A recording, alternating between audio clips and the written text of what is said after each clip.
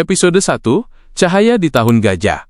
Tema, kesucian nasab, peristiwa gajah, dan detik-detik kelahiran. Mari kita duduk sejenak, menenangkan hati dan pikiran, untuk mendengarkan kisah manusia teragung yang pernah menapakkan kaki di bumi ini. Kisah ini bermula jauh sebelum beliau lahir, di sebuah lembah gersang yang diberkahi, kota Mekah. Bagian 1, Kota yang Menunggu. Bayangkan suasana Mekah pada masa itu, sekitar tahun 570 Masehi. Udaranya panas menyengat, debu pasir beterbangan ditiup angin gurun yang kering. Di tengah lembah itu berdiri sebuah bangunan kubus hitam yang agung, Ka'bah, peninggalan Nabi Ibrahim dan putranya Ismail alaihissalam. Namun sayang, kesucian Ka'bah saat itu ternoda. Ratusan berhala batu mengelilinginya, disembah oleh manusia yang telah lupa pada ajaran tauhid. Kegelapan menyelimuti hati manusia. Hukum rimba berlaku, yang kuat menindas yang lemah, dan bayi perempuan dikubur hidup-hidup karena dianggap aib. Dunia sedang sakit. Dunia sedang menunggu seorang penyembuh. Dunia sedang gelap gulita, menanti terbitnya matahari. Di tengah masyarakat Quraisy yang disegani, hiduplah seorang pemimpin yang bijaksana dan berwibawa, Abdul Muthalib. Beliau adalah kakek dari Nabi Muhammad SAW. Abdul Muthalib adalah penjaga mata air Zam-Zam dan pemegang kunci kehormatan Quraisy. Bagian 2. Ancaman dari Yaman. Ketenangan Mekah terusik oleh kabar yang mengguncang dari arah selatan. Abraha al-Ashram, seorang penguasa dari Yaman yang sombong, merasa iri melihat orang-orang Arab berbondong-bondong pergi ke Mekah untuk memuliakan Ka'bah. Ia telah membangun gereja megah berlapis emas bernama Al-Qulais di Sana'a, berharap bisa memalingkan manusia dari Ka'bah. Namun, tak ada yang tertarik. Murka karena usahanya gagal, dan setelah seorang Arab menodai gerejanya sebagai bentuk protes, Abraha bersumpah untuk meratakan Ka'bah dengan tanah. Ia menyiapkan pasukan yang belum pernah dilihat oleh bangsa Arab sebelumnya. Pasukan besar dengan persenjataan lengkap, dan di barisan depan, berdirilah makhluk-makhluk raksasa yang menakutkan. Gajah. Gajah terbesar itu bernama Mahmud. Kabar ini sampai ke telinga Abdul Muthalib. Penduduk Mekah panik. Bagaimana mungkin mereka, penduduk kota dagang yang tak punya tentara, bisa melawan pasukan gajah? Abdul Muthalib, dengan ketenangan seorang pemimpin sejati, memerintahkan penduduk Mekah untuk mengungsi ke bukit-bukit. Biarkan Ka'bah itu, kata Abdul Muthalib dengan mata berkaca-kaca namun penuh keyakinan. Rumah itu memiliki pemilik yang akan melindunginya. Bagian 3, Keajaiban Burung Ababil. Saat pasukan Abraha tiba di perbatasan Mekah, gajah yang bernama Mahmud itu tiba-tiba duduk. Ia menolak untuk melangkah maju ke arah Ka'bah. Dipukul, dicambuk, ditusuk dengan tongkat besi, gajah itu tetap diam membatu. Namun, jika dihadapkan ke arah Yaman atau Syam, ia berdiri dan berlari kencang. Jika dihadapkan kembali ke Ka'bah, ia duduk kembali. Itu adalah tanda bahwa Allah menahan mereka. Di langit yang cerah itu, tiba-tiba muncul awan hitam yang bergerak cepat dari arah laut. Itu bukan awan hujan, melainkan ribuan burung yang datang bergelombang. Al-Quran menyebutnya sebagai burung ababil. Setiap burung membawa 3 butir batu dari tanah yang terbakar. 1 di paruh, 2 di cengkeraman kaki. Batu itu kecil, namun panasnya melebihi bara api dunia. Saat batu-batu itu dijatuhkan menimpa pasukan bergajah, daging mereka meleleh, tubuh mereka hancur seperti daun-daun yang dimakan ulat. Pasukan besar itu musnah dalam sekejap. Abraha lari dengan tubuh yang terluka parah dan akhirnya binasa. Ka'bah selamat. Allah telah membersihkan rumahnya, mempersiapkan kedatangan tamu agung yang akan segera lahir. Tahun itu kemudian dikenal sebagai Tahun Gajah. Bagian 4, Pernikahan Abdullah dan Aminah.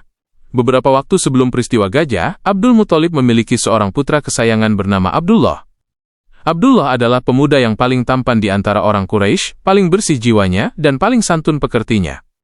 Wajahnya bersinar, memancarkan cahaya yang berbeda dari pemuda lainnya, cahaya yang kelak akan menjadi nur kenabian. Abdul Muthalib memilihkan jodoh terbaik untuk putranya.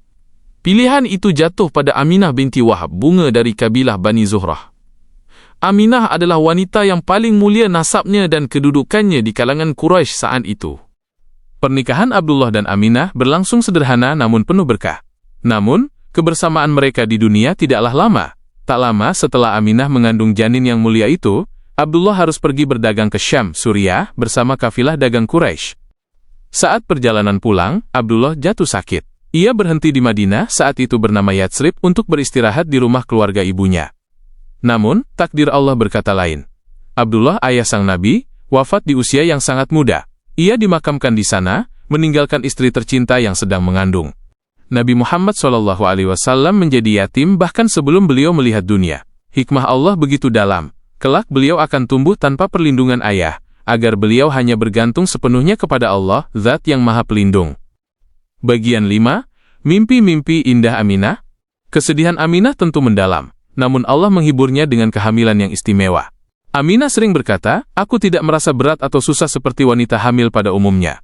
Selama mengandung Nabi Muhammad SAW, Aminah sering didatangi mimpi-mimpi yang menakjubkan.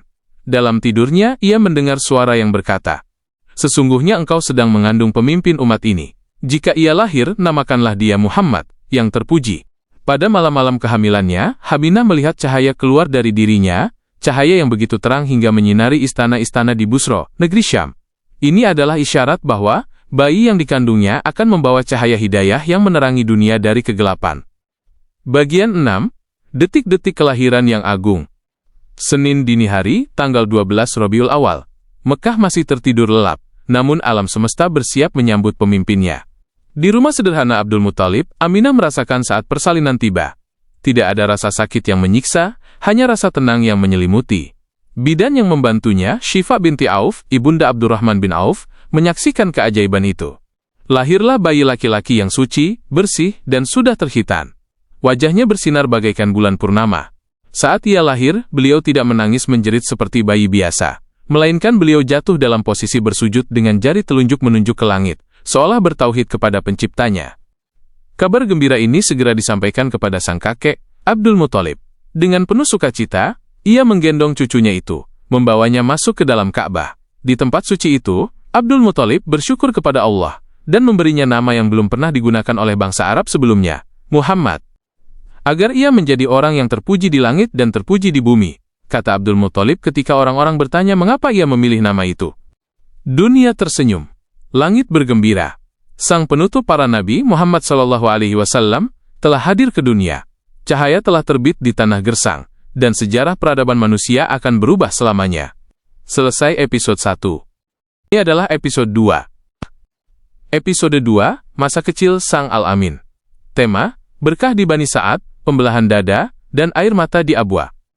Bagian 1, Tradisi Padang Pasir. Matahari Mekah bersinar terik menyinari kota yang gersang. Sudah menjadi kebiasaan bangsa Arab perkotaan, Quraisy, saat itu untuk menitipkan bayi-bayi mereka yang baru lahir kepada wanita-wanita dari desa pedalaman, Badui.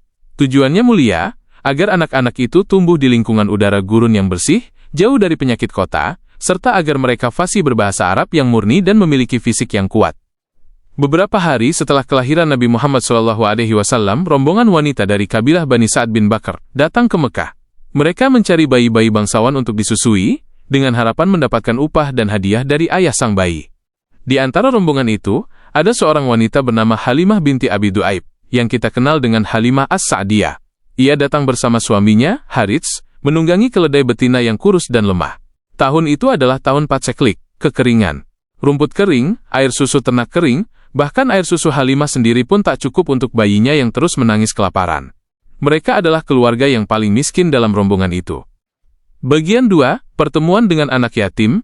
Sampainya di Mekah, para wanita Bani Sa'ad berlomba-lomba mencari bayi dari orang kaya. Setiap kali mereka ditawari bayi Muhammad SAW, mereka menolaknya begitu mendengar bahwa ayahnya sudah meninggal. Anak yatim, pikir mereka. Apa yang bisa diharapkan dari kakek atau ibunya? Kami butuh upah dari ayahnya. Satu persatu bayi di Mekah telah terambil, kecuali Muhammad SAW. Halimah pun belum mendapatkan bayi susuan karena tidak ada yang mau menitipkan anak pada wanita yang tampak lemah dan miskin sepertinya. Ketika rombongan hendak pulang, Halimah berkata pada suaminya, "Demi Allah, aku malu pulang tanpa membawa bayi, sementara teman-temanku membawanya. Aku akan kembali dan mengambil anak yatim itu." Suaminya menjawab dengan bijak, "Lakukanlah, wahai Halimah.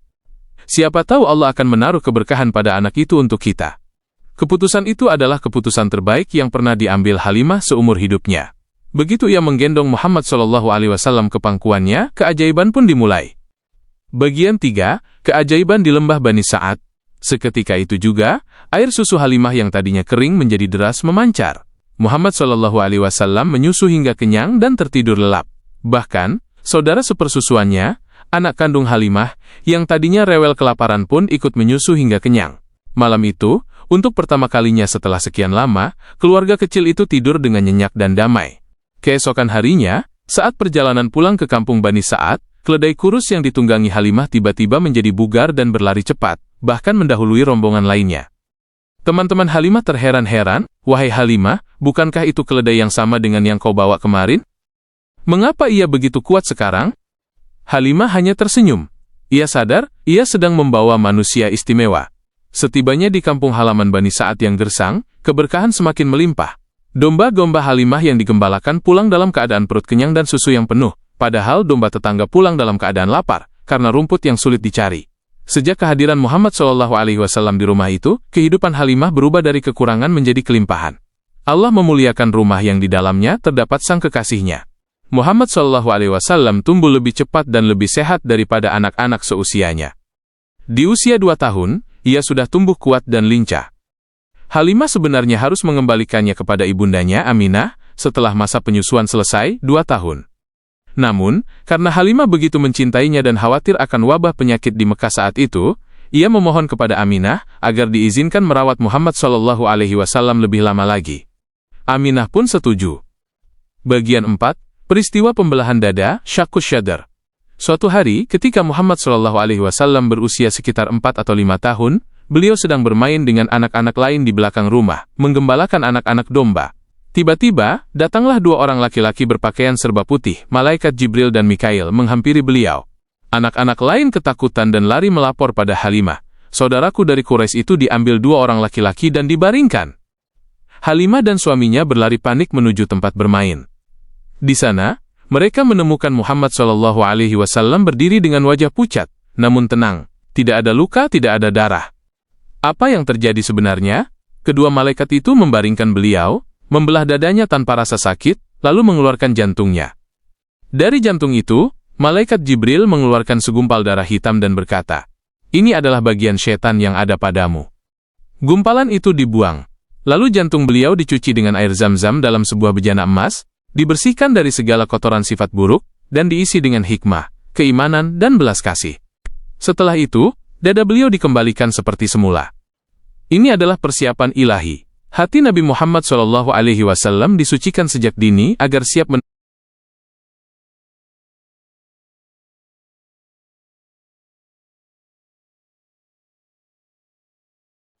Ini adalah persiapan ilahi. Hati Nabi Muhammad SAW disucikan sejak dini agar siap menerima wahyu yang berat kelak, dan agar beliau menjadi manusia yang paling bersih hatinya di muka bumi. Melihat kejadian ini, Halimah menjadi sangat khawatir akan keselamatan anak asuhnya. Ia takut jika Muhammad SAW diganggu oleh jin atau kekuatan jahat. Maka dengan berat hati, ia memutuskan untuk memulangkan permata hatinya itu ke Mekah, ke pelukan ibundanya. Bagian 5, perjalanan ke Yatsrib dan kesedihan di Abwa. Kembalilah Muhammad SAW ke pangkuan Aminah. Kasih sayang ibu dan anak itu terjalin begitu erat. Aminah melihat putranya tumbuh cerdas, santun, dan penuh empati.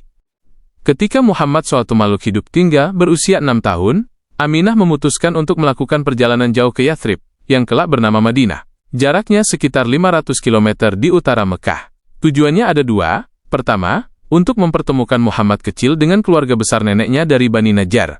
Kedua, dan yang paling menyentuh hati, adalah untuk berziarah ke makam suaminya, Abdullah. Mereka berangkat bersama Ummu Aiman, seorang pengasuh setia warisan dari Abdullah. Di Yatsrib, Muhammad SAW diajak ibunya mengunjungi gundukan tanah tempat ayahnya dimakamkan.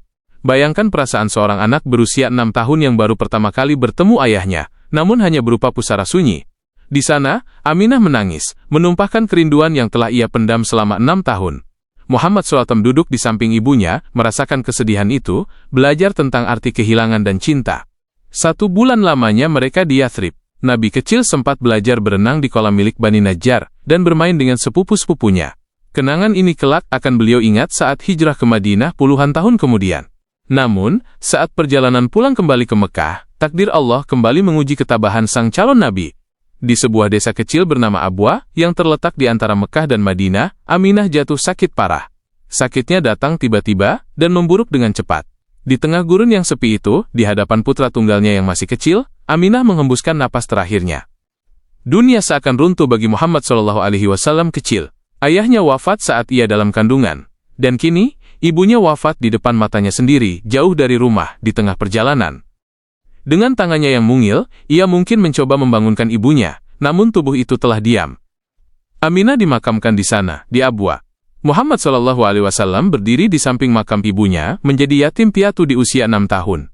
Ia sendirian, tanpa ayah, tanpa ibu. Hanya ada Ummu Aiman yang memeluknya sambil menangis terseduh-seduh. Bagian 6, pulang dengan hati yang luka.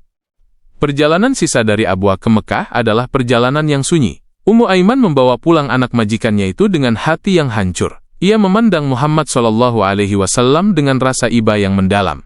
Sesampainya di Mekah, Ummu Aiman membawa Muhammad SAW ke rumah kakeknya, Abdul Muttalib. "Wahai Tuan," kata Ummu Aiman sambil terisak, "Aminah telah tiada." Abdul Muttalib, sang pemimpin Mekah yang gagah itu, tak kuasa menahan air matanya. Ia memeluk cucunya erat-erat. Ia melihat wajah putranya, Abdullah, pada wajah cucunya. Rasa sayangnya tumpah ruah. Sejak hari itu, Abdul Muttalib bersumpah tidak akan membiarkan cucunya ini sedih. Ia akan menjadi ayah sekaligus ibu bagi Muhammad SAW. Inilah babak baru kehidupan Nabi. Allah Subhanahu wa Ta'ala sedang mendidik beliau dengan tarbiyah yatim, pendidikan kemandirian melalui keyatiman. Allah memisahkan beliau dari kasih sayang orang tua agar hati beliau tidak bergantung pada makhluk, melainkan hanya bergantung sepenuhnya kepada Sang Khalik. Allah sedang menempanya menjadi baja yang kuat, namun memiliki hati selembut sutra untuk merasakan penderitaan umat manusia. Selesai episode 2. Terima kasih telah setia menyimak kisah teragung ini. Mari kita lanjutkan perjalanan hidup manusia pilihan ini. Setelah air mata menetes di gurun Abwa, kini kita akan melihat bagaimana Allah Subhanahu wa Ta'ala melimpahkan kasih sayangnya melalui tangan-tangan manusia yang mulia. Ini adalah episode 3. Episode 3, dalam asuhan kakek dan paman. Tema, cinta sang pemimpin Mekah, wasiat terakhir, dan keberkahan di rumah Abu Thalib. Bagian 1, permata hati Abdul Muttalib. Muhammad SAW kembali ke Mekah sebagai yatim piatu di usia 6 tahun. Luka di hatinya masih basah, namun Allah mengirimkan pelipur lara yang luar biasa, kakeknya sendiri, Abdul Muttalib. Abdul Muttalib bukan sekadar kakek biasa. Dia adalah Sayyidul Quraisy, pemimpin tertinggi kaum Quraisy, orang yang paling dihormati di seluruh jazirah Arab. Wibawanya begitu besar hingga orang-orang segan menatap matanya terlalu lama. Namun, di hadapan cucu yatim piatunya ini, Abdul Muttalib berubah menjadi sosok yang paling lembut di dunia. Ada satu kebiasaan khusus Abdul Muttalib, di sisi Ka'bah, di bawah naungan bayangannya, selalu digelar sebuah hamparan permadani khusus untuknya. Tidak ada seorang pun anak-anaknya atau pemuka Quraisy yang berani duduk di atas permadani itu sebagai bentuk penghormatan. Mereka semua berdiri di sekelilingnya. Namun, suatu hari, Muhammad SAW yang masih kecil, datang berlari-lari kecil dan langsung duduk di tengah permadani itu dengan wajah polos dan tenang. Paman-pamannya segera menariknya mundur, melarangnya duduk di tempat kehormatan itu. Melihat hal itu, Abdul Muttalib berkata dengan lembut, "Biarkan anakku ini. Demi Allah, dia memiliki kedudukan yang sangat besar di masa depan." Sang kakek kemudian mendudukkan Muhammad SAW di sampingnya, mengusap punggungnya dengan penuh kasih sayang, dan mencium keningnya. Abdul Muttalib seolah ingin menumpahkan seluruh kasih sayang yang seharusnya diberikan oleh Abdullah dan Aminah. Kemanapun Abdul Muttalib pergi, cucunya ini selalu menyertai. Di dalam pertemuan penting para petinggi Mekah di Darun Nadwah, Muhammad kecil hadir, mengamati dan belajar menyerap hikmah dari percakapan orang-orang dewasa. Bagian 2. Perpisahan kedua. 2 tahun berlalu dengan penuh cinta. Namun, dunia ini adalah tempat ujian, bukan tempat keabadian. Saat Muhammad SAW berusia 8 tahun, Abdul Muttalib jatuh sakit. Usianya sudah sangat senja, lebih dari 80 tahun. Ia merasa ajalnya sudah dekat. Kekhawatiran terbesar sang kakek bukanlah hartanya atau jabatannya, melainkan, siapa yang akan menjaga permata hatinya ini setelah ia tiada? Abdul Muttalib memiliki banyak anak, namun ia harus memilih satu yang paling tepat. Pilihan itu jatuh kepada Abu Thalib. Mengapa Abu Thalib? Karena Abu Thalib adalah saudara kandung seayah, seibu dengan Abdullah, ayah Nabi. Meskipun Abu Thalib adalah orang yang miskin harta dan memiliki banyak anak, ia memiliki hati yang paling mulia, paling dermawan, dan paling terpandang kedudukannya di masyarakat. Abdul Muttalib memanggil Abu Thalib dan berwasiat, "Wahai Abu Thalib, aku titipkan anak ini kepadamu. Jagalah dia melebihi anak-anakmu sendiri." Tak lama kemudian, pilar keagungan Mekah itu runtuh. Abdul Muttalib wafat. Seluruh Mekah menangis, namun tangisan yang paling pilu terdengar dari seorang anak berusia 8 tahun yang berjalan di belakang keranda jenazah kakeknya. Muhammad SAW menangis terseduh-seduh. ia kembali merasakan kehilangan pelindung utamanya untuk kedua kalinya. Bagian 3, kehangatan di rumah yang sederhana. Kini berpindahlah pengasuhan Nabi ke rumah pamannya, Abu Thalib. Rumah Abu Thalib bukanlah istana. Itu adalah rumah yang sederhana, seringkali kekurangan makanan karena banyaknya jumlah anak yang harus diberi makan. Namun, di rumah inilah Muhammad SAW menemukan keluarga barunya. Abu Thalib mencintai keponakannya ini, melebihi anak-anaknya sendiri. Jika tidur, ia meminta Muhammad SAW tidur di sebelahnya. Jika makan, ia tidak akan memulai makan sebelum Muhammad SAW datang. Di rumah ini, ada sosok wanita yang luar biasa, istri Abu Thalib, bernama Fatimah binti Asad. Wanita inilah yang menjadi ibu bagi Nabi setelah ibunya wafat. Fatimah binti Asad merawat beliau dengan penuh ketulusan. Ia seringkali mendahulukan memberi makan Muhammad SAW daripada anak-anak kandungnya sendiri, memandikan beliau, dan menyisir rambut beliau. Kelak, ketika Fatimah binti Asad wafat di Madinah bertahun-tahun kemudian, Nabi SAW menangis dan turun sendiri ke liang lahat untuk memakamkannya, seraya berkata, "Dia adalah ibuku setelah ibuku." Bagian 4, keberkahan sang tamu agung. Sejak Muhammad SAW tinggal di rumah Abu Thalib, keajaiban-keajaiban kecil mulai terjadi. Keluarga Abu Thalib yang biasanya kekurangan makanan, tiba-tiba merasakan kecukupan yang aneh. Biasanya, anak-anak Abu Thalib makan sendiri-sendiri, dan tidak pernah merasa kenyang. Namun, jika mereka makan bersama Muhammad SAW, makanan yang sedikit itu menjadi cukup untuk semua orang, bahkan bersisa. Abu Thalib sering berkata kepada anak-anaknya, "Jangan kalian makan sampai anakku, Muhammad datang."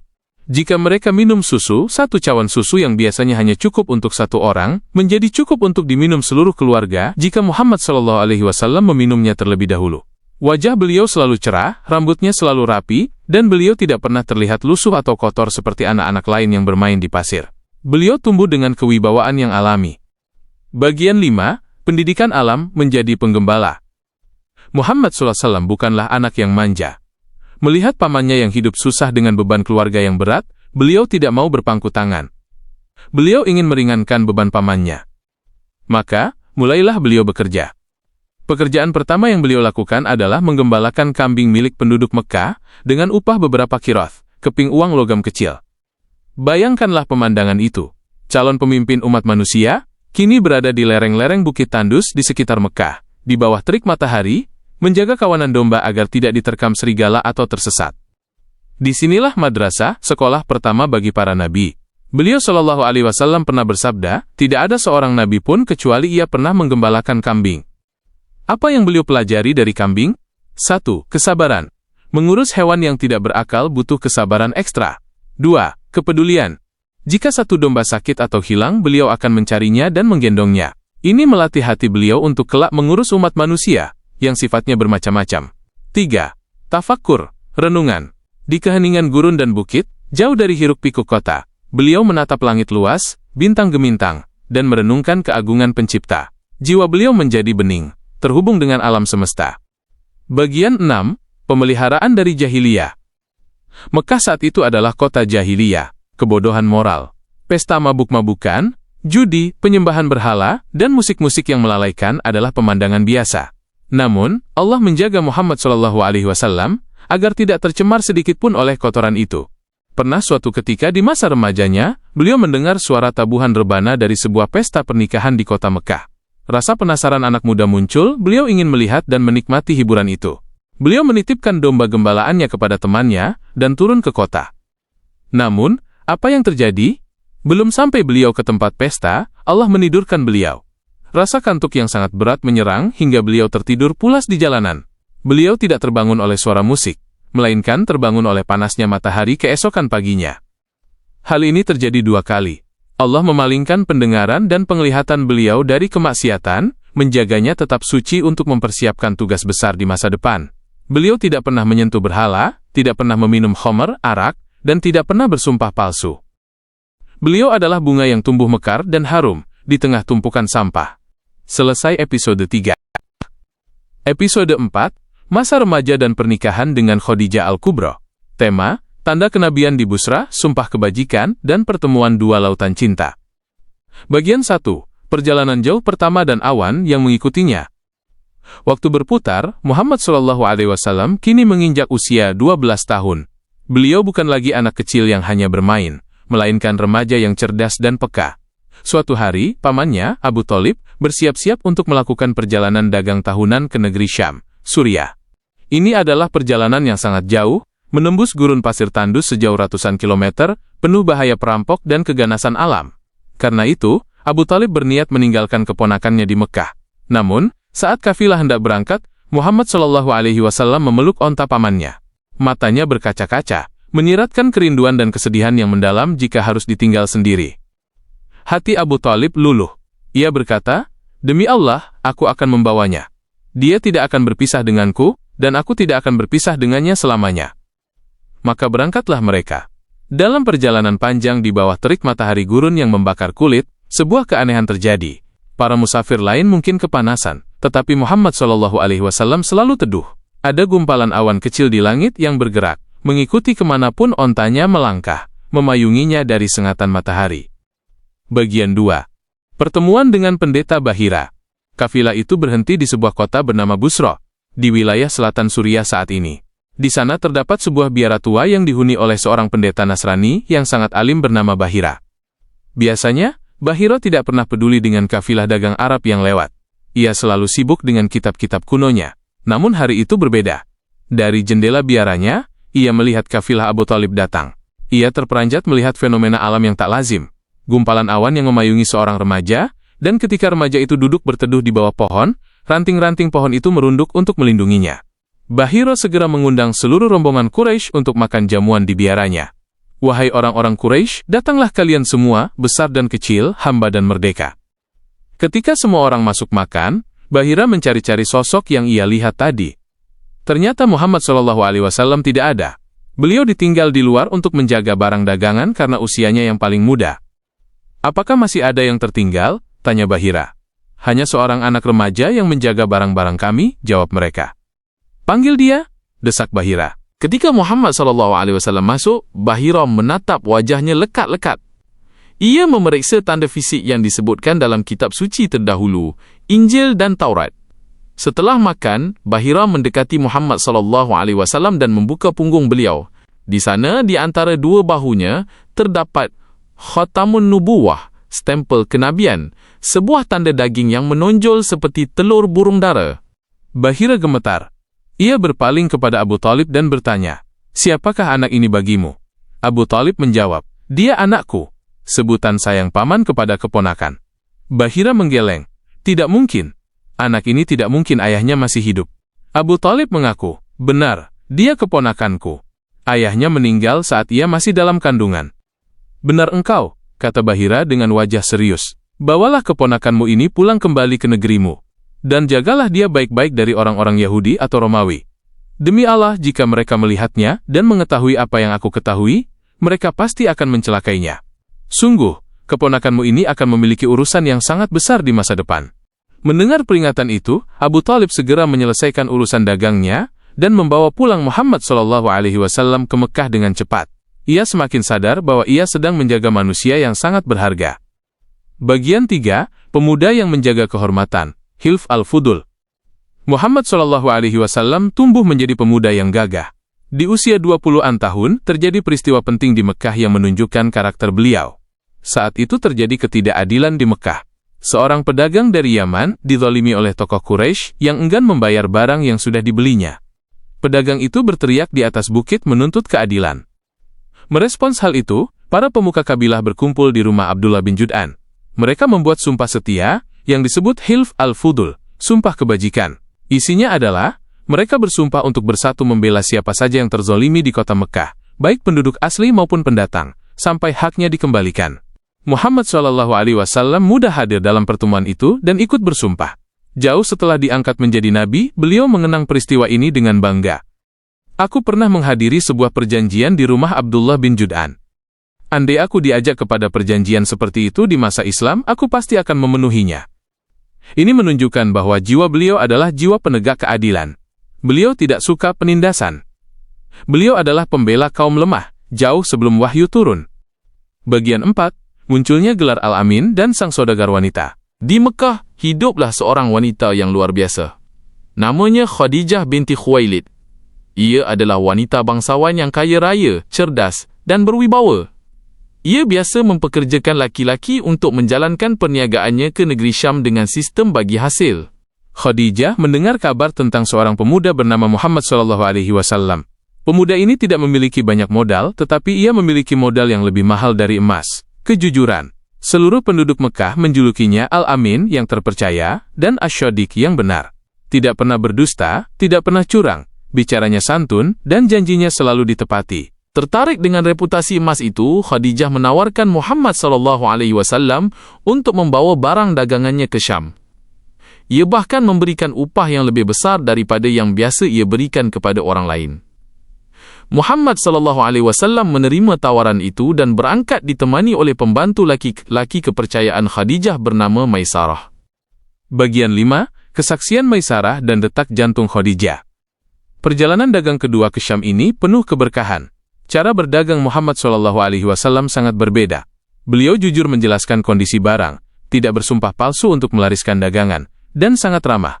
Hasilnya, keuntungan yang didapat berlipat ganda, melebihi keuntungan tahun-tahun sebelumnya. Namun, yang paling membuat Maisarah takjub bukan hanya keuntungan uang, melainkan akhlak sang pemuda. Sepanjang perjalanan pulang, Maisarah bercerita kepada Khadijah tentang keajaiban yang ia lihat. Bagaimana awan kembali menaungi Muhammad SAW dari panas, bagaimana kesantunannya, dan bagaimana keteguhannya menjaga diri dari hal-hal buruk. Khadijah mendengarkan cerita itu dengan hati bergetar. Khadijah saat itu berusia 40 tahun. Menurut pendapat masyhur, seorang janda yang telah 2 kali menikah. Banyak pemuka Quraisy yang kaya dan berkuasa melamarnya, tetapi ia tolak semua. Ia merasa mereka hanya menginginkan hartanya. Namun, kepada Muhammad SAW yang berusia 25 tahun, yang tidak punya harta berlimpah, hati Khadijah justru tertambat. Ia melihat kemuliaan jiwa yang tidak dimiliki laki-laki lain. Khadijah bukanlah wanita yang agresif. Ia wanita yang sangat menjaga martabat. Ia curhat kepada sahabatnya, Nafisah binti Munyah. Nafisah yang cerdas segera menangkap isyarat hati Khadijah. Nafisah mendatangi Muhammad SAW dan bertanya dengan halus, "Wahai Muhammad, apa yang menghalangimu untuk menikah?" Beliau menjawab jujur, "Aku tidak memiliki apa-apa untuk menikah." Nafisah tersenyum. "Bagaimana jika ada yang mencukupimu? Bagaimana jika ada wanita yang cantik, kaya, terhormat dan sekufu sepadan, denganmu yang siap menikahimu?" "Siapa dia?" tanya beliau. "Khadijah," jawab Nafisah. Muhammad SAW terkejut namun senang. "Apakah dia mau denganku?" "Serahkan urusan itu padaku," kata Nafisah. Bagian 6. Pernikahan yang diberkahi langit. Jalan menuju pernikahan pun terbuka. Muhammad SAW menyampaikan kabar gembira ini kepada paman-pamannya. Abu Thalib, Hamzah, dan paman lainnya menyambut dengan sukacita. Mereka pun datang melamar Khadijah kepada paman Khadijah, karena ayah Khadijah sudah wafat. Akad nikah pun dilangsungkan. Abu Thalib menyampaikan pidato khutbah nikah yang sangat indah, memuji kemuliaan nasab dan akhlak keponakannya meskipun tidak berharta. Pihak keluarga Khadijah pun memuji Muhammad SAW. Mahar diberikan. 2 manusia agung itu pun bersatu dalam ikatan suci. Rumah tangga mereka adalah rumah tangga percontohan yang penuh cinta, mawaddah dan kasih sayang. Rahmah. Khadijah bukan hanya menjadi istri, tetapi menjadi teman diskusi, sandaran hati, dan kelak menjadi pembela utama saat seluruh dunia memusuhi suaminya. Dari pernikahan penuh berkah ini, Allah mengaruniakan 6 orang anak. 1. Al-Qasim, putra pertama, meninggal saat kecil. 2. Zainab. 3. Ruqayyah. 4. Ummu Kulthum. 5. Fatimah Az-Zahra. 6. Abdullah, juga meninggal saat kecil. Selama 25 tahun hidup bersama Khadijah, Nabi Muhammad SAW tidak pernah menikah dengan wanita lain. Cintanya kepada Khadijah begitu utuh dan sempurna. Khadijah adalah cinta pertama yang tak tergantikan, wanita yang menemaninya dari masa biasa hingga masa-masa terberat kenabian. Kehidupan beliau kini mapan. Beliau memiliki keluarga yang bahagia, harta yang cukup karena Khadijah menyerahkan hartanya untuk dikelola beliau, dan status sosial yang terhormat. Namun, jiwa beliau mulai merasakan kegelisahan lain. Kegelisahan melihat kerusakan moral masyarakatnya yang semakin parah. Jiwa suci itu mulai merindukan kesunyian, mencari jawaban atas teka-teki alam semesta. Dan inilah awal mula perjalanan menuju Gua Hira. Selesai episode 4. Episode 5. Renovasi Ka'bah dan gelar Al-Amin yang menggema. Tema: rumah tangga penuh kasih, banjir Mekah, dan solusi cerdas yang mencegah pertumpahan darah. Bagian 1. Membangun keluarga yang penuh kasih. Tahun-tahun berlalu dalam kehidupan pernikahan yang tenang dan bahagia. rumah tangga Muhammad SAW dan Khadijah menjadi oase di tengah gersangnya akhlak masyarakat Mekah. Di rumah inilah benih-benih umat Islam pertama kali disiapkan, bukan melalui dakwah kata-kata, melainkan melalui dakwah kasih sayang. Ada dua sosok penting yang masuk ke dalam lingkaran keluarga ini sebelum kenabian. Pertama adalah Zaid bin Harithah. Ia adalah seorang budak yang dihadiahkan oleh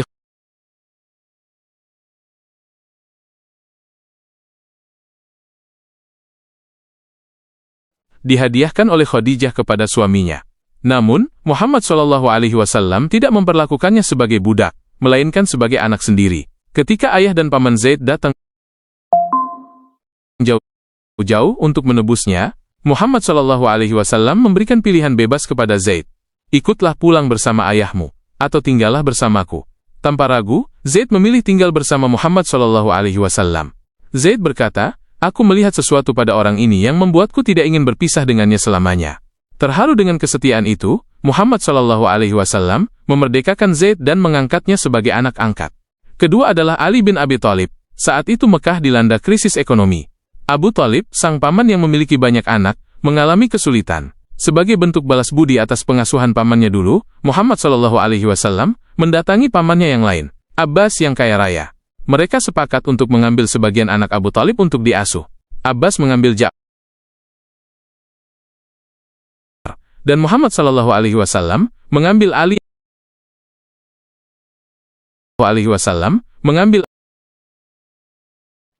Ali yang saat itu masih sangat kecil. Maka, Ali tumbuh besar dalam asuhan langsung sang Nabi, menyerap akhlak beliau sejak usia dini, makan dari piring yang sama, dan tidur dalam naungan atap yang sama. Bagian 2, bencana di Kota Suci. Ketika Muhammad SAW berusia 35 tahun 5 tahun sebelum diangkat menjadi nabi, sebuah bencana menimpa Mekah. Hujan deras turun mengguyur lembah tandus itu. Karena posisi Mekah yang berada di cekungan lembah, air hujan dari bukit-bukit berkumpul dan menciptakan banjir bandang yang dahsyat, Sayl al-Arim. Air bah menerjang masuk ke area Masjidil Haram, merendam Ka'bah. Karena bangunan Ka'bah saat itu hanyalah tumpukan batu yang disusun tanpa tanah liat, semen dan tingginya hanya sedikit di atas kepala manusia, dinding-dindingnya menjadi rapuh dan retak. Pondasinya goyah, Ka'bah terancam runtuh. Para pemuka Quraisy berkumpul dengan wajah muram. Mereka sadar, rumah suci peninggalan Nabi Ibrahim ini harus direnovasi total. Harus dibongkar dan dibangun ulang agar kokoh. Namun, ketakutan melanda hati mereka. Membongkar Ka'bah? Siapa yang berani? Mereka takut kualat atau disambar petir jika berani meruntuhkan batu-batu rumah Tuhan itu. Di tengah keraguan itu, salah seorang tokoh bernama Al-Walid bin Al-Mughirah memberanikan diri. Dengan membawa kapak, ia berkata, "Ya Allah, kami tidak bermaksud buruk, kami hanya ingin memperbaiki." Ia mulai meruntuhkan sebagian dinding. Orang-orang Quraisy menahan napas, menunggu azab turun. Mereka bahkan berkata, "Kita tunggu semalam.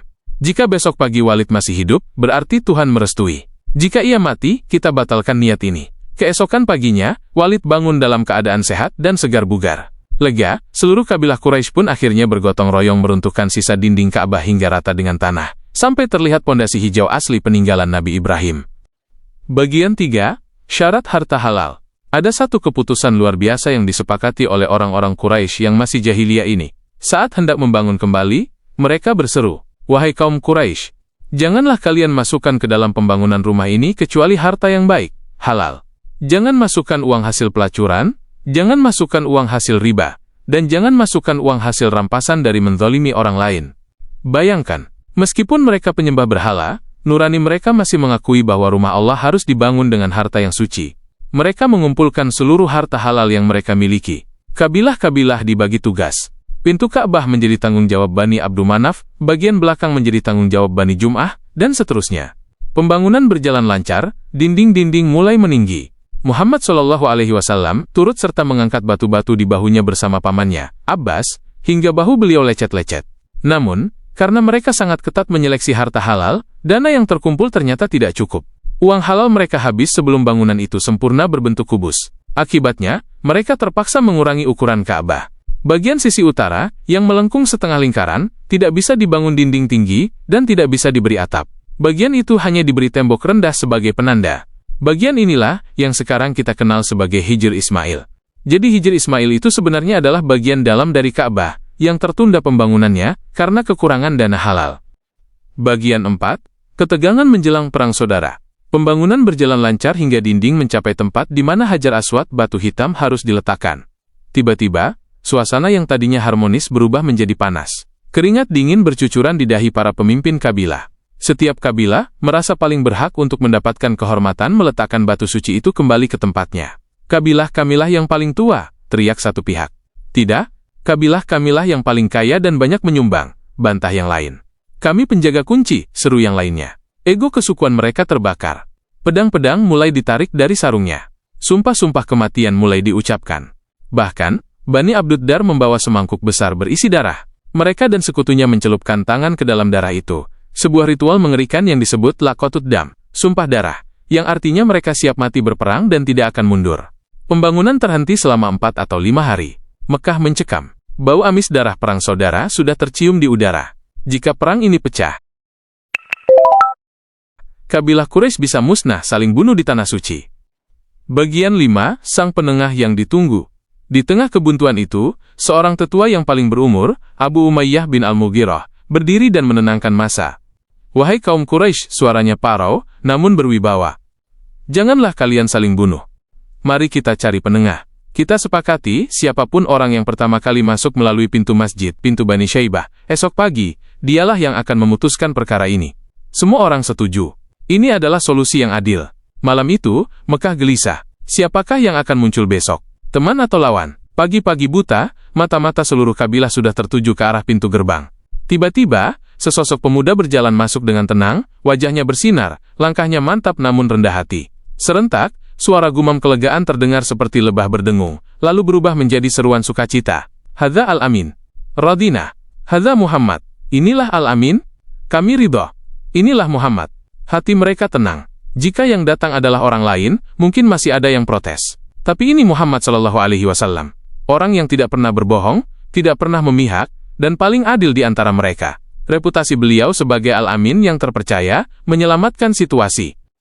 Bagian 6. Kecerdasan sang calon nabi. Para pemimpin kabilah mengerumuni beliau dan menjelaskan masalahnya. Mereka menuntut keputusan, kabilah mana yang berhak? Muhammad Shallallahu Alaihi Wasallam mendengarkan dengan seksama. Disinilah hikmah kenabian mulai terlihat. Beliau tidak menunjuk satu kabilah pun, karena itu akan mengecewakan yang lain. Beliau juga tidak mengambil kehormatan itu untuk dirinya sendiri, meski beliau berhak, karena kakek dan ayahnya adalah bangsawan. Beliau berkata dengan tenang, bawakan kepadaku sehelai kain, selendang berridho. Orang-orang bingung, namun mereka membawakannya. Muhammad Shallallahu Alaihi Wasallam menggelarkan kain itu di atas tanah.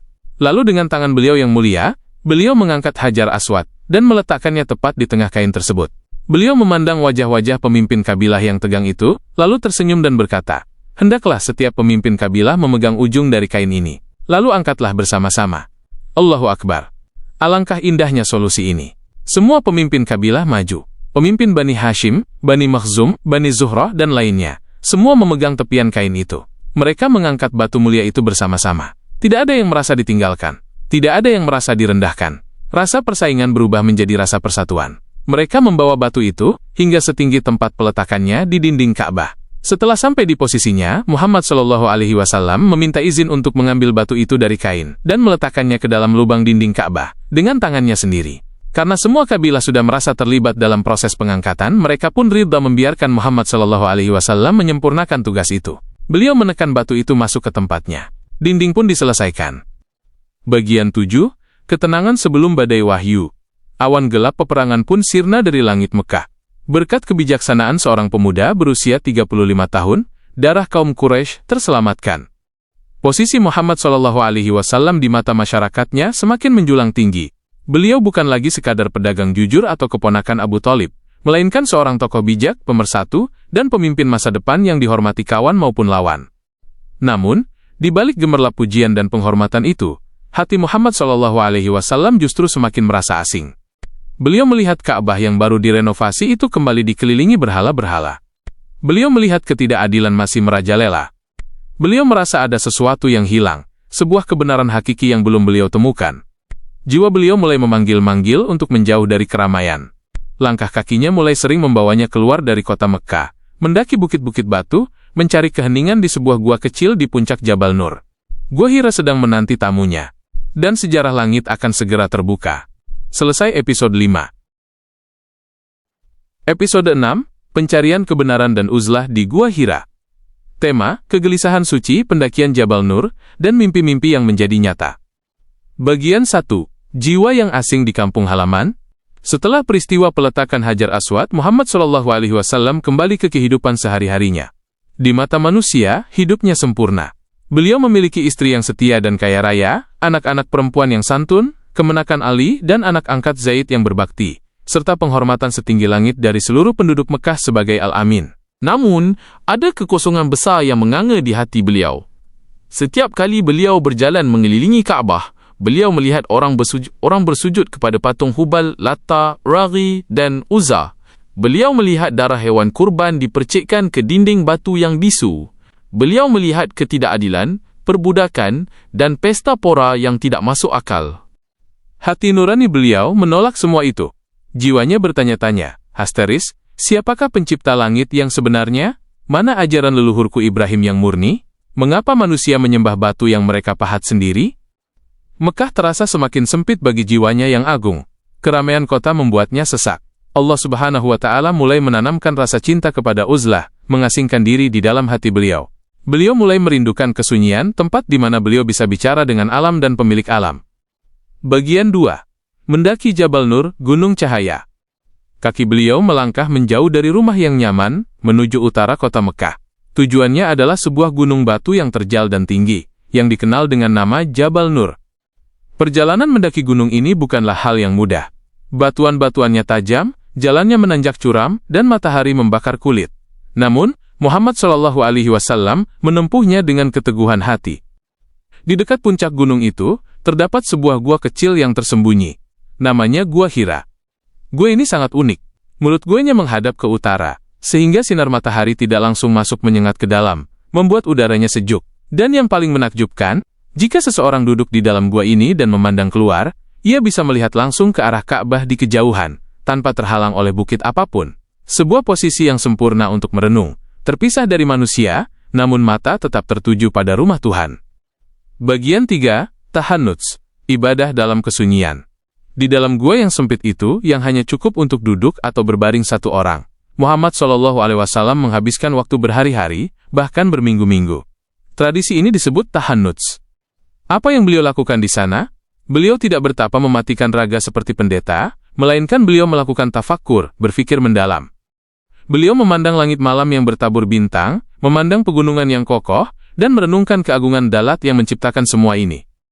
Beliau beribadah menurut sisa-sisa ajaran Nabi Ibrahim alaihissalam, agama Hanif, yaitu mengesahkan Tuhan, memberi makan orang miskin, dan menjauhi berhala. Terkadang, beliau turun dari gua hanya untuk mengambil bekal di rumah, atau memberi makan fakir miskin yang kebetulan lewat di kaki bukit. Kemudian beliau kembali naik, kembali tenggelam dalam keheningan panjang. Di ketinggian itu, jauh dari suara tawar-menawar pasar dan pertengkaran manusia, jiwa beliau dibersihkan. Bising dunia perlahan senyap, digantikan oleh bisikan kerinduan kepada Ilahi. Bagian 4, Cinta Khadijah yang tanpa syarat. Di balik pria agung yang sedang mencari Tuhan ini, ada wanita luar biasa yang menopangnya. Khadijah binti Khuwailid radhiyallahu anha. Bayangkan perasaan seorang istri yang suaminya sering menghilang berhari-hari ke gunung sunyi. Istri biasa mungkin akan mengeluh, "Astris, kenapa engkau tinggalkan aku dan anak-anak? Apa yang kau cari di gua gelap itu?" Tapi Khadijah bukan wanita biasa. Ia memahami kegelisahan suaminya. Ia tidak pernah melarang, tidak pernah cemberut, bahkan ia menjadi pendukung utamanya. Khadijah menyiapkan bekal makanan terbaik, roti gandum, dendeng, dan air, untuk dibawa suaminya ke gua. Bahkan, para ahli sejarah mencatat dengan penuh haru, terkadang Khadijah sendiri yang mengantarkan bekal itu naik ke Gua Hira. Bayangkan wanita bangsawan berusia 50-an tahun, mendaki gunung batu yang terjal demi mendukung suaminya yang sedang mencari kebenaran. Cinta Khadijah adalah selimut yang menghangatkan jiwa Nabi sebelum wahyu menghangatkannya. Bagian 5, Mimpi yang menjadi nyata. Ar-Ru'ya As-Shadiqah. Menjelang usia beliau genap 40 tahun, tanda-tanda kenabian mulai bermunculan semakin intens. Tanda pertama yang beliau alami adalah mimpi yang benar. Ar-Ru'ya As-Shadiqah. Selama 6 bulan lamanya, setiap kali Muhammad SAW bermimpi dalam tidurnya, mimpi itu selalu menjadi kenyataan di keesokan harinya. Persis seperti cahaya fajar yang menyingsing. Falakus subhi. Jelas, terang, dan tak terbantahkan. Tidak ada mimpi yang samar atau membingungkan. Jika beliau bermimpi bertemu seseorang, esoknya orang itu datang. Jika beliau bermimpi tentang suatu kejadian, esoknya kejadian itu berlaku. Ini adalah cara Allah melatih hati beliau untuk membedakan antara khayalan dan kebenaran wahyu. Allah sedang mempersiapkan mental beliau untuk menerima sesuatu yang jauh lebih besar dari sekadar mimpi, pertemuan dengan malaikat. Bagian 6, salam dari alam semesta. Selain mimpi, alam semesta di sekitar beliau mulai berbicara. Dalam perjalanan mendaki atau menuruni bukit, atau saat berjalan di lorong-lorong sepi kota Mekah, Muhammad SAW sering mendengar suara yang mengucapkan salam. Assalamu alayka ya Rasulullah. Salam sejahtera bagimu, wahai utusan Allah. Beliau menoleh ke kanan, ke kiri, dan ke belakang, namun tidak ada siapa-siapa. Hanya ada bebatuan bisu dan pepohonan kering. Ternyata, batu dan pohon itulah yang mengucapkan salam, menyambut pemimpin mereka yang sebentar lagi akan diangkat resmi oleh langit. Namun saat itu, beliau belum sepenuhnya mengerti, hanya rasa heran bercampur takjub yang menyelimuti hati. Bagian 7, Ramadan yang menentukan. Tibalah bulan Ramadan di tahun ke-40 usia beliau, sekitar tahun 610 Masehi. Rasa rindu beliau kepada Sang Pencipta memuncak tak terbendung. Beliau memutuskan untuk melakukan uzlah yang lebih panjang di bulan ini. Beliau membawa bekal yang cukup dan naik ke Gua Hira. Siang hari beliau habiskan dengan merenung, malam hari beliau habiskan dengan menatap langit. Malam itu, di penghujung bulan Ramadan, suasana terasa berbeda. Angin berhenti berhembus. Suasana hening mencekam namun damai. Bintang gemintang seolah menahan napas. Alam semesta sedang bersiap. Tirai langit akan segera dibuka. Hubungan antara langit dan bumi yang terputus selama ratusan tahun sejak Nabi Isa alaihissalam, malam ini akan tersambung kembali.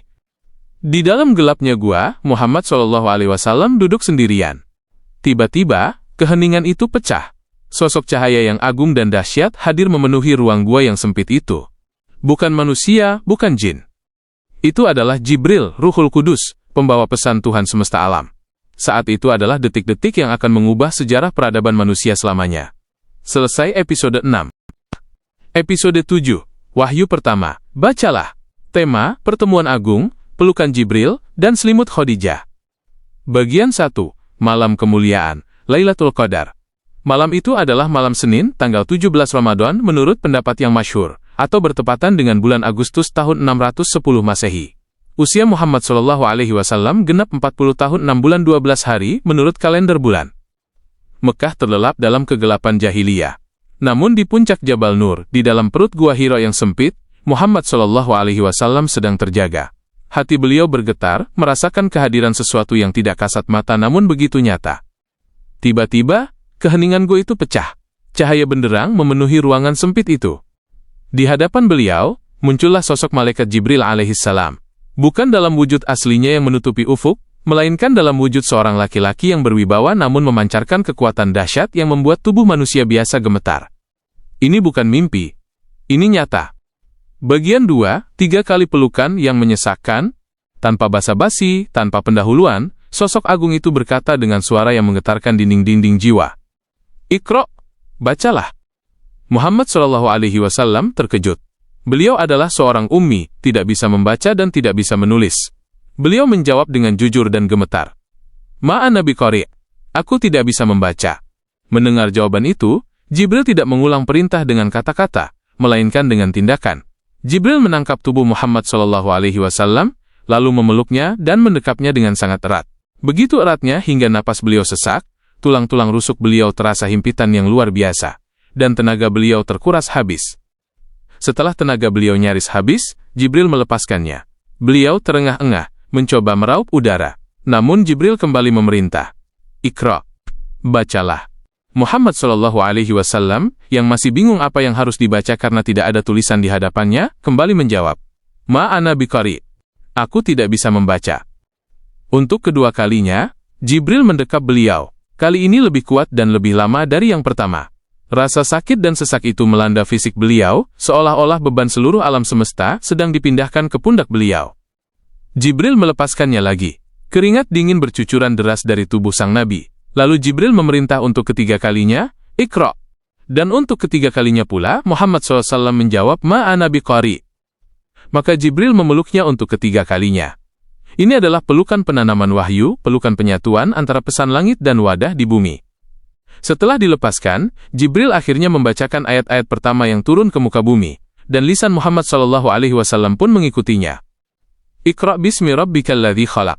Khalaqal insana min alaq. Iqra' mitatu maluk hita fitat suatu maluk hidup tinggal wa rabbikal akram. Alladzi 'allama bil qalam. 'Allamal insana ma lam ya'lam. Bacalah dengan menyebut nama Tuhanmu yang menciptakan. Dia telah menciptakan manusia dari segumpal darah. Bacalah, dan Tuhanmulah yang Maha Pemurah, yang mengajar manusia dengan perantaraan kalam. Dia mengajar kepada manusia apa yang tidak diketahuinya. QS Al-Alaq 1-5. Kata-kata itu tidak sekadar masuk ke telinga, tetapi terukir kuat di dalam hati sanubari beliau SAW. Tidak akan pernah lupa selamanya. Bagian 3, guncangan jiwa dan pelarian. Setelah menyampaikan 5 ayat itu, Jibril menghilang. Suasana kembali hening. Namun Muhammad SAW tidak lagi sama. Beliau berdiri dengan tubuh menggigil hebat. Jantungnya berdegup kencang seolah mau copot. Rasa takut yang luar biasa menyergap. Apakah aku sudah gila? Apakah aku diganggu jin? Atau inikah kematian? Beliau segera keluar dari gua, menuruni bukit batu yang terjal itu dengan langkah cepat, setengah berlari. Tubuhnya lemas, tapi rasa takut memacu adrenalinnya.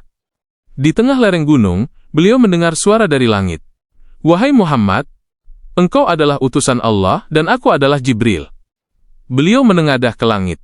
Di sana, beliau melihat Jibril dalam wujud aslinya yang agung, memenuhi ufuk, memiliki 600 sayap yang menutupi cakrawala timur hingga barat. Kemanapun beliau memalingkan wajah Jibril ada di sana. Pemandangan itu begitu dahsyat hingga beliau terpaku, tidak bisa maju dan tidak bisa mundur. Setelah beberapa saat, Jibril menghilang.